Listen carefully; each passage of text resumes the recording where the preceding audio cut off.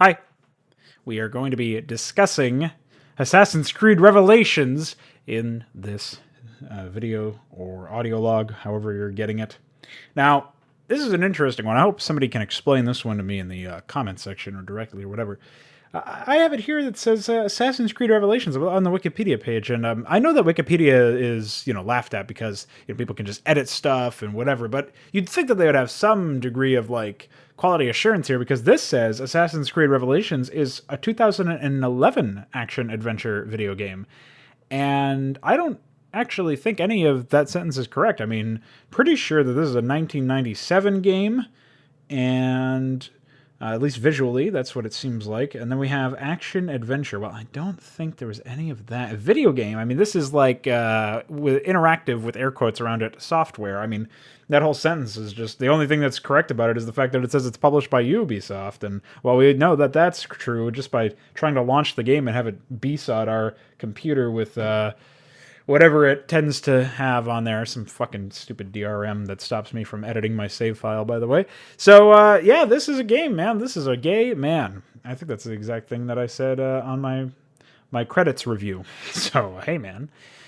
Assassin's Creed Revelations. Can't believe it was released in 2011. Can't believe that so much of this game is fucked at a foundational level that you would never expect to ever have to deal with in any capacity. This is really psychotic. This is a psychotic experience. The fact that we are dealing in the modern day and age with modern technology, with 2011 technology. Presumably that means the game was in production, we'll say 2009. I don't think that they put these titles through 2-year development cycles. It's probably closer to a year and a month or something, but we'll say 2 years. We'll give them the benefit of the doubt, even though I think this was thrown together in a weekend. Bottom line is, right, the fact that 2009 era technology is responsible for this. I mean, seriously, just look at the animations. Look at the fact that not the animations themselves; those are bad, or whatever. Like especially some of the mocap stuff we saw. But it's just, even if those had quality put into them, even if those had effort rather put into them, and they were of a certain caliber to the point where they could be considered acceptable, the massive amount of clipping that fucks every single scene completely destroys any sense of immersion and undermines the work of everybody involved. The fact that every single cutscene, gameplay element, moment, installment of gameplay, segment of gameplay, forget the fact that everything is inconsistent. Forget the fact that the pacing is out the window. Forget the fact that the story and the gameplay, the narrative and the gameplay are telling two different fucking stories that are so far beyond each other, so far apart from each other, you might as well be playing a different game than you are watching. The bottom line is that any time you are interacting with this game or you are watching this game, any sort of input on the game's behalf into your brain is completely destroyed. Any effort put into that input is completely nixed and thrown out the fucking window. With the window itself as well. They just it's not that they break the window, it's that they rip the windowsill out and throw that out too. Because Tony's angry. There's so much clipping, so much aliasing, so much Z-fighting. I'm running this game on max fucking settings. So, I mean, it's a 2011 game, so whatever. But when people say that, stuff is low resolution, that's usually a complaint that they have of lower quality games, or especially older games, right? They don't have the same texture resolution. They don't have the same, the systems weren't powerful enough to support high quality animation, CGI, assets in general. It's not that the technology that didn't exist to make good looking CGI necessarily, although certainly it has become more accessible in the modern age and probably improved, more efficient, of course. But the bottom line is that machines couldn't support it at all, couldn't render it, etc. So the processing power and GPU and stuff like that stuff wasn't there back in 1990 or whatever. But nobody expects that your game is just going to have every single model have some sort of clipping issue. It's so ridiculous. That's not a hallmark of an old game. Hallmarks of an old game compared to new games are texture resolution issues, like I was saying, right? Low texture or low resolution textures on objects that shouldn't have low resolution textures given their importance in the scene, like really big objects, right? I mean, people look at World of Warcraft as a classic example of that. And indeed, I drew many comparisons between World of Warcraft and this game while playing it. And, I mean, no surprise.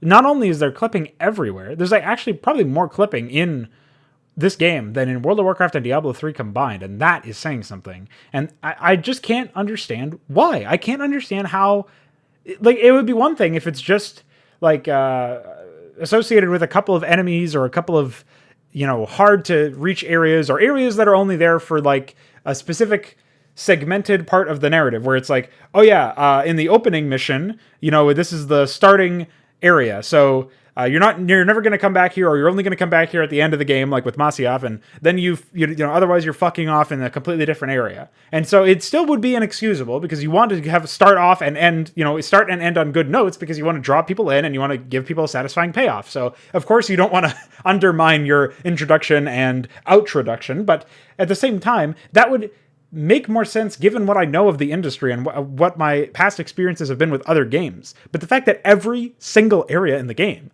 with every single unit in the game, suffered from these problems, clipping and aliasing and, low resolution textures, ironically, stuff that just doesn't fit with the rest of the game, and certainly doesn't fit with, like you just look at the meshes and some of the UV mapping was pretty fucking bad too, I guess, lots of problems with the alpha masking of stuff in particular.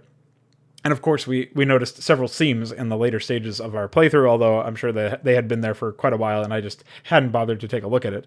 But, that's the hallmark of really poor UV mapping. That's the hallmark of just no effort being put into stuff. But it's so hard. It all gets lost in this sea of incompetence, because it's so hard to pinpoint any one specific thing, because everything is fucked. It's like sensory overload in a very negative way.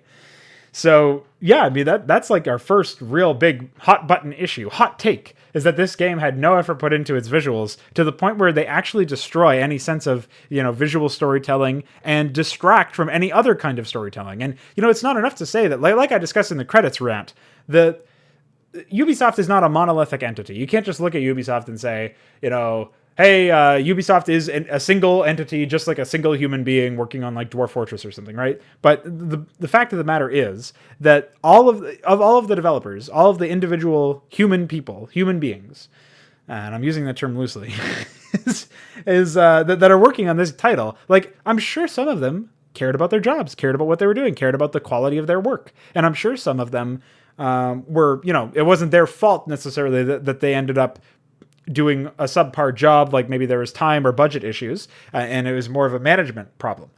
But at the end of the day, any work that an individual did that was, of a certain caliber, of an acceptable quality, or maybe even a good quality, a positive quality, over the 50% margin, none of that is actually represented by the end product, because everything is being torn apart by all of the incompetence. It's like a singularity of incompetence. I described Metzen in this way from Blizzard, of Blizzard fame, retiring at 42, proving that the world is a simulation. And, it really is like, this is a good example of what a singularity of incompetence really looks like, because there's so many issues that you'll never be able to focus on anything that looks good or looks passable or looks even mediocre, because everything is so far below the average of what is acceptable, even for the time that this game came out, even for the time like 10 years before this game came out.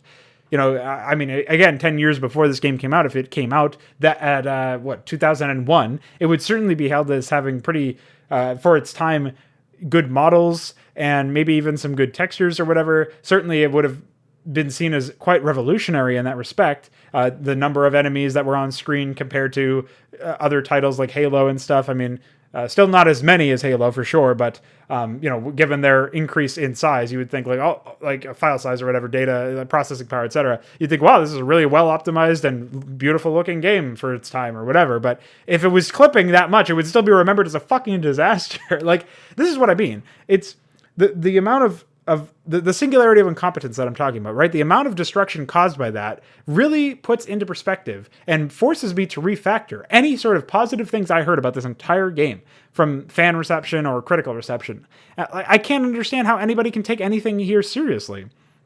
And of course, don't worry. Like, we're talking about the plot, and we're talking about the dialogue and stuff, even though this is going to be a relatively short review compared to the other reviews that I've produced. We're going to hit all of it. We're going to hit all those notes. But I really have to labor this point for the first 10 minutes here. I really have to labor this fucking point. Like, nothing could have been gained from playing this game when there's this many problems with just interfacing with it visually. The fact that everything is fucked, oof. Oh man, it's a problem. It's a big fucking problem.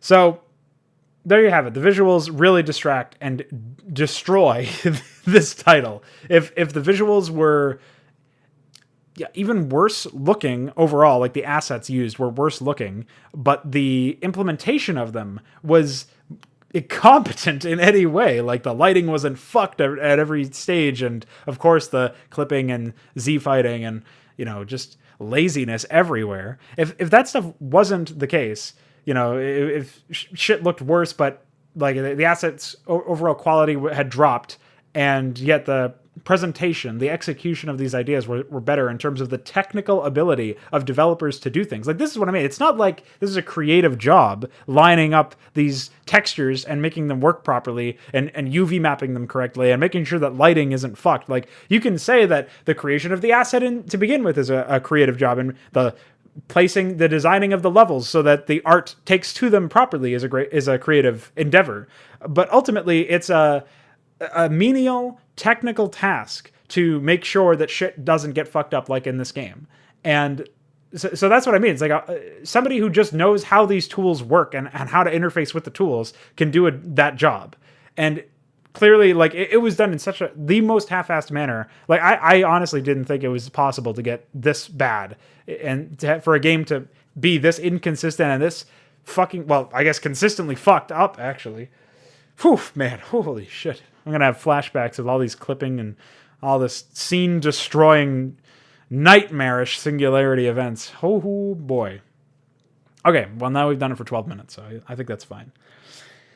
All right, Assassin's Creed Revelations suffers from many of the same issues. It's not just that all of the animations and all of the other graphical elements are fucked way more than any other game in the series has been. The gameplay is really bad. Nothing is really saved again. Nothing is salvageable here. The gameplay is literally just mash left click or play a little bit more passively and then chain kills after you start doing something. There was some attempts to make things a bit more complicated by making it so that you had to whittle down enemies, but it just became a chore compared to the cakewalk that was killing enemies in one hit. Now, I don't think that, beat 'em ups that are sort of like this title, Batman, etc. I don't think that there's really a good example of games that have done this well. I think what you would want is to axe the lock-on shit altogether, except for when you're using like ranged stuff, I guess. But, you could keep the lock-on stuff, but I think the enemies should just have more health, and it would be more like an ARPG thing. But they wanted to do something that was less fanciful than an ARPG scenario, right? They want, with Assassin's Creed, especially from the first title, you know that what they wanted to do is make it so that you had to focus on each individual unit, and then they said, well, it's going to get too tedious if people have to focus on every individual unit for longer than a split second. So we're going to make it for longer than 3 mouse clicks, I guess. So we're going to make it so that you can just start chaining kills or chain killing enemies and executing them. And again, there's no difficulty slider here. It's not like I can make the enemies engage with me any more than they do by default, right? And the developers made sure that the enemies just sat there and stupidly watched you execute all of their people. Like, sometimes they would try to attack you, but you can actually engage with them. If you're in the middle of an animation, which, by the way, does take complete control away from you, and somebody attacks you, you can instantly cancel that animation, most of the time killing the person you were in the middle of about to stab before your blade actually connects with them. So there's no, like, recognition of, when during the animation, at what point is the point of no return for the person you've attacked, at which point they suffer damage, right? That would make some sense. You'd think, okay, well, we'll time these animations, and depending on which weapon you use, you're going to have different animation timings that you can then cancel. And so you decide, do I want to play it safe and react very quickly to an enemy attacking you and instantly cancel, at which point you're more likely to leave the enemy that you were about to kill with some sort of sync kill or whatever. You're about to kill them, and you cancel too fast. Well, there's an element of interactivity and engagement. Now that other enemy will be spared for longer and maybe will attack me as well. And then they also didn't, have the other way of thinking where, okay, well, actually I'm going to wait until maybe the point of no return for the enemy to attack me and knock me out of my animation so that I can secure this kill. There would be at least some level of expression there. It would still be fucked up, though. It would still be pretty marred. Like, I don't think that would have saved it anyways, but at least there would have been some player expression overall in a system that otherwise is completely pointless. Of course, I didn't really interact with the bulk of the content. I probably had like a 69% sync ratio, like total sync or whatever. Obviously, I completely avoided all of the edgy boy sections with Desmond after I played the first one because it was psychotic. And honestly, I think I'll talk a little bit more about the Desmond stuff because that weird shit where you're like placing bricks and stuff, like it was very obvious that they wanted to do some sort of weird puzzle thing, and the first section was supposed to be some sort of introduction. I kind of wish that I had gone back and basically taken a longer look at it, but I was just so triggered by the fact that there was development time put into that when there were so many other problems. Like, that is side content. That is Mass Effect side quest stuff, you know? But Mass Effect has so many other problems that any of the work that went into putting the side quest together should have been put together, you know, directed towards the main story and the main quest and the main development. And, you know, it's the same mindset that I have with this stuff, where all of these side quests, all of these open world type shenanigans, and of course all of the Desmond stuff should have been all of the effort and art direction and like work for that everybody was doing to make those a reality should have been directed towards and funneled down the path of the main story and the main interactions, especially the gameplay system, which really needs to be overhauled. And at this juncture, I don't remember when they changed it up, or even if they changed it up to any degree like that is lasting and impactful. I suppose we'll find out when I eventually run the third game. I have no idea when I'm going to be doing that. Hopefully not until next year at this rate. Jesus Christ. Every time I think, well, maybe I will continue running this franchise, I play one of the games and I regret it. But, you know, I suppose I'll never learn my lesson in that regard. So, yeah, I mean, ultimately the gameplay is just a horrendous mess. And, of course, the way that it's presented to you in the story, in the campaign, is really bad, too, because you get to the point where you don't know if you're going to be walking, if it's going to be a walking simulator, fucking Alan Wake style, or if it's going to be you know, a platforming section that has very linear puzzles that you cannot possibly fail, and with shit just flashing and hints happening and all this other junk. And then you have you know, past that, I guess, you have, of course, the just kill enemies, or, you know, the god-awful tail this person to his destination thing. Like, I was talking about fetch quests, and I think the penultimate video, the 5th segment, I was probably talking about those in there, because I'm pretty sure that's the video where I go through and follow a fucking... I have to tail a florist and then pick flowers. Like, it's so silly. It's just an obvious World of Warcraft fetch quest that for some reason they put into the game. And so...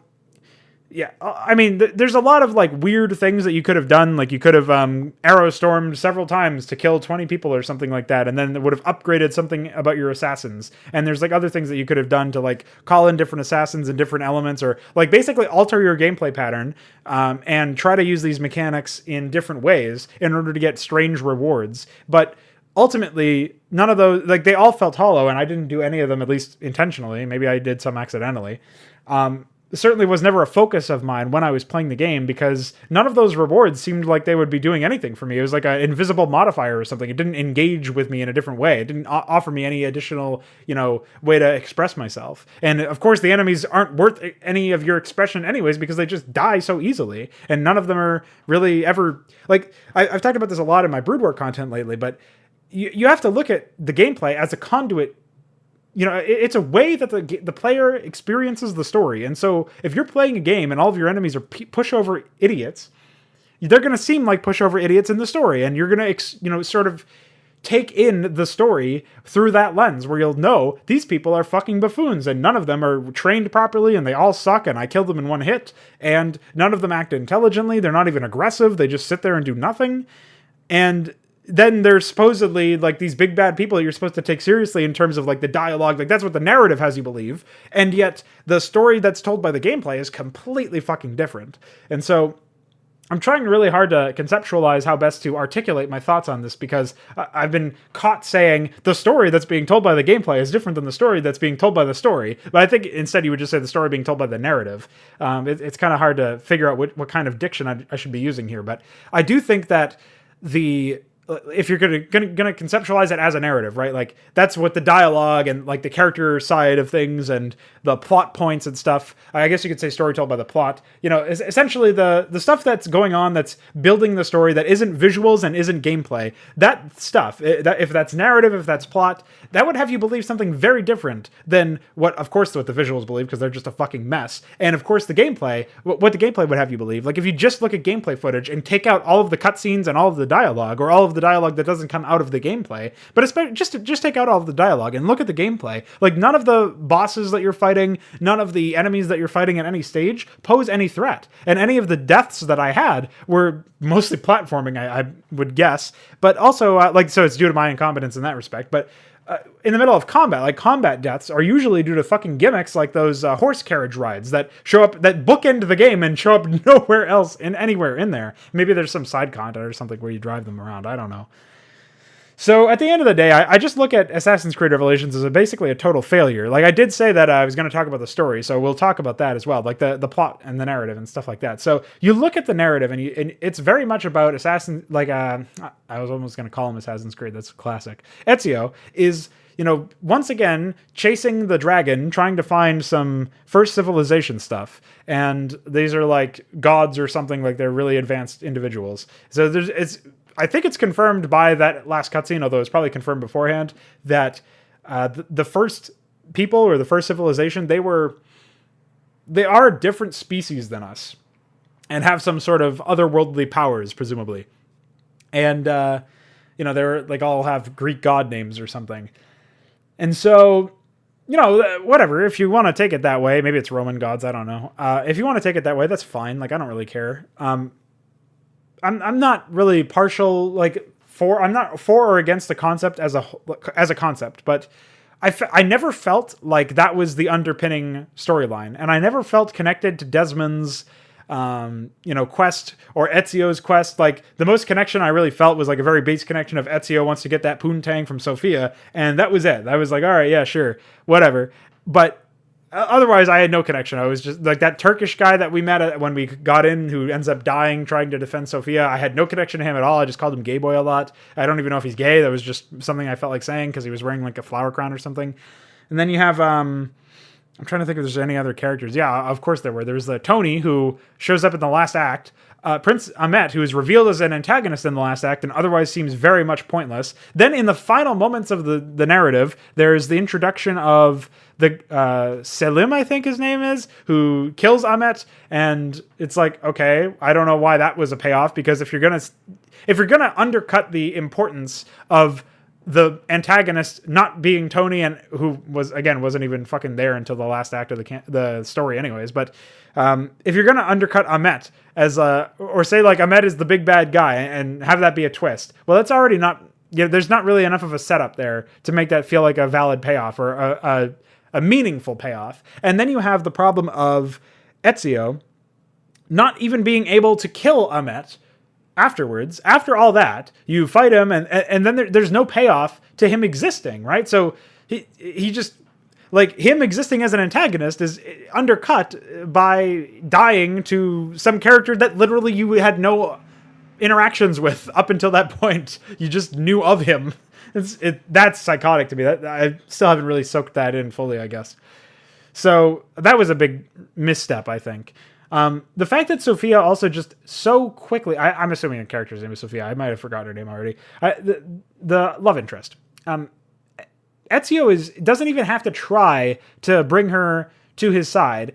He's done nothing to, like, basically make Sophia's choice and the mannerisms that she presents while making this choice, by the way, are psychotic, but her choice to side with Ezio and fight against the Templars and all this other stuff, like, none of that has any relevance to her character that we know of at the time. Like, it doesn't feel consistent with the rest of her character. It feels like there should have been more content where we were hanging out with Sophia and Ezio has this, grows a bond with her, and they start, like, being really seriously romantically entangled to the point where she doesn't become, like, it seems like weird groupie obsessionism, which, again, doesn't make sense because Sophia doesn't really know that much about Ezio anyways. And so if that maybe there was more of a like more time spent on the love story arc, which I would have rolled at anyways, but at the very least there would have been like some sort of you could make more of an argument for the motivations of Sophia as a character, because right now it feels like she just goes from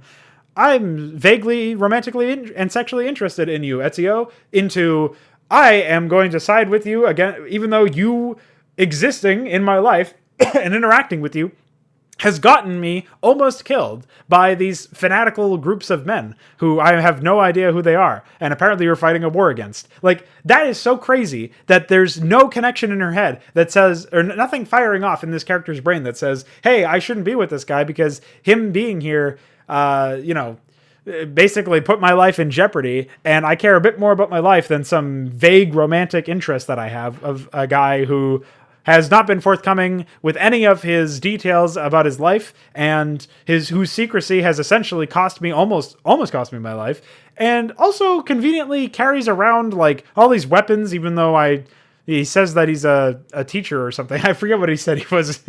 He's like, I'm a mentor or something. I don't know. I don't remember what he said. He said something else. Yeah, ultimately, I don't think that there's any conscious effort to make it so that Sophia can reasonably choose to hang out with Ezio still and not be really like upset and perturbed and just distressed in general. Like, I know that if I was romantically interested in a woman or whatever, and she was very secretive and elusive, and I hadn't even yet consummated my interest with her, and I was like, oh, well, maybe we can hang out some more. And she was like obviously making passes at me, but was still not willing to do the deed or really talk about it anymore, in depth, right? I'm characterizing a reversal of the relationship between Sophia and Ezio. So if the reverse were true and I was the one who got fucking captured and strung up by my neck, I certainly would not be like, oh, thanks for saving my life. I will now, be by your side forever. That's psychotic. Like, I'd be like, what the fuck is wrong with you? And why did you endanger me like this? You fucking lunatic. But I don't know. I got nothing on that one, man. That is just so absurd. So I guess we're going to call it there at that point. I mean, the Sophia bit was really the main story gripe that I had that I think lasts past the closing of the narrative, closing of the game. Obviously, like, the larger story I couldn't give less of a fuck about, and the fact that it was presented alongside horrible visuals that were really inconsistent, and gameplay that was not only inconsistently paced, but just really unengaging at all stages, at every single stage of the game. The fact that this is unholy matrimony of horrible visuals, unengaging gameplay, and just very detached storytelling has made it so that I don't give a fuck about the larger story that's going on here. So really, I'll only be playing these games with a passing interest because I'm interested in seeing how fucking horrible these get as time goes on. And I hope you are too. I hope you guys have enjoyed this production, even though it's fucking psychotic.